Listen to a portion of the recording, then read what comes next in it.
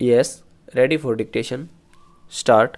उपाध्यक्ष महोदय, मैं रिजर्व बैंक के संबंध में अपने कुछ विचार यहाँ पर रखने की अनुमति चाहूँगा। विराम।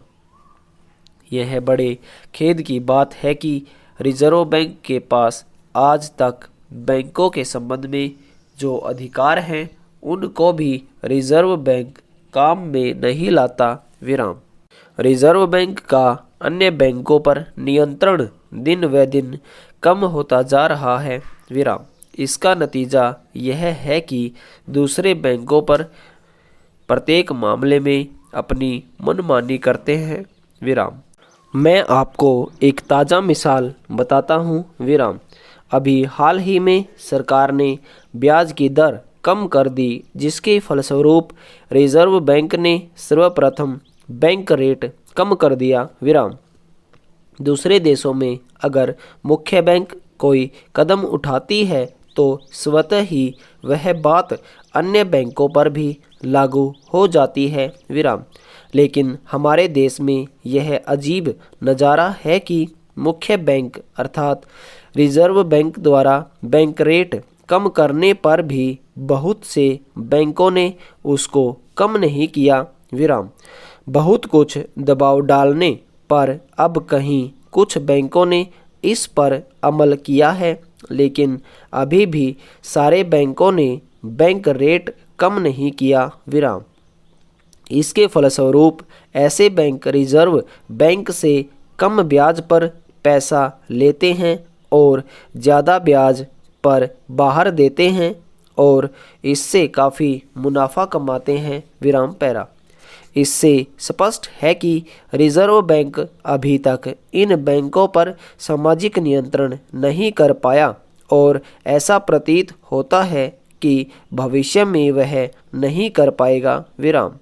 इसका मुख्य कारण यह है कि बैंकिंग उद्योग बहुत ही संवेदनशील उद्योग है। विराम।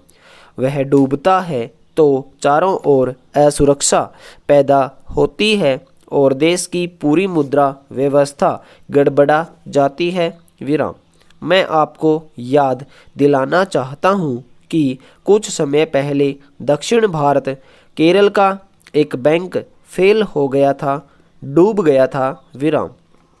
उसका असर यह हुआ कि उत्तर भारत विशेषकर दिल्ली में यह अफवाह फैल गई कि पंजाब नेशनल बैंक भी शायद डूब जाएगा। हालांकि उसके डूबने की कोई बात नहीं थी। वह बहुत अच्छे आधार पर काम कर रहा था। विराम। अगर बैंक के पास 1 लाख रुपया होता तो वह 8 लाख रुपए तक एडवांसेस दे देता है। इसको गलत नहीं माना जाता है। विराम। कोई बैंक चाहे कितने ही सुदृढ़ तरीके से काम क्यों न करे, लेकिन अगर अचानक ही कोई अफवाह फैल जाए और सारे लोग अपने अपने पैसे के लिए बैंक के पास पहुंच जाएं, तो अच्छे से अच्छा बैंक भी पैसा चुकाने में समर्थ नहीं हो सकेगा। विराम। सारी दुनिया में बैंकों का यह सिद्धांत है कि बैंक चलते हैं साख और विश्वास पर। विराम। थोड़ी सी अफवाह किसी भी बैंक को डुबाने में कामयाब हो सकती है क्योंकि यह क्षेत्र ही संवेदनशील है। विराम। यह एक ऐसी चीज़ है कि इन बैंकों पर किसी प्रकार का सामाजिक नियंत्रण चल नहीं सकता, क्योंकि ज्यों ही किसी बैंक को धमकी दी, जैसा कि आज तक होता रहा है, वह फौरन कहना शुरू करेंगे, देखिए साहब, अगर आप इसके अंदर हस्तक्षेप करते हैं तो हमारा सारा कारोबार गड़बड़ा जाएगा। विराम। लोगों में अफवाह फैल जाएगी, उनका विश्वास डगमगा जाएगा, हमारा बैंक डूब जाएगा और एक बैंक डूबता है तो दूसरे बैंक के खिलाफ अफवाह फैलती है और इसी प्रकार चक्कर चलता रहेगा। तो फिर रिजर्व बैंक और सरकार कहेगी कि अच्छा है जिस तरह चलता है चलने दो विराम पैरा। आज इस सामाजिक नियंत्रण के खिलाफ यह कहा जा रहा है कि यह हमारे अधिकारों के खिलाफ चुनौती है, हमारे मौलिक अधिकारों पर प्रहार है। हम इसको यहाँ कामयाब नहीं होने देंगे विराम।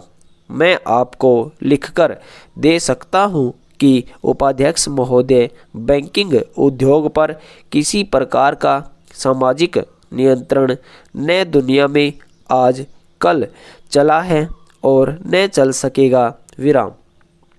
प्रश्न यह है कि मौलिक रूप से इसका स्वामी कौन होता है विराम।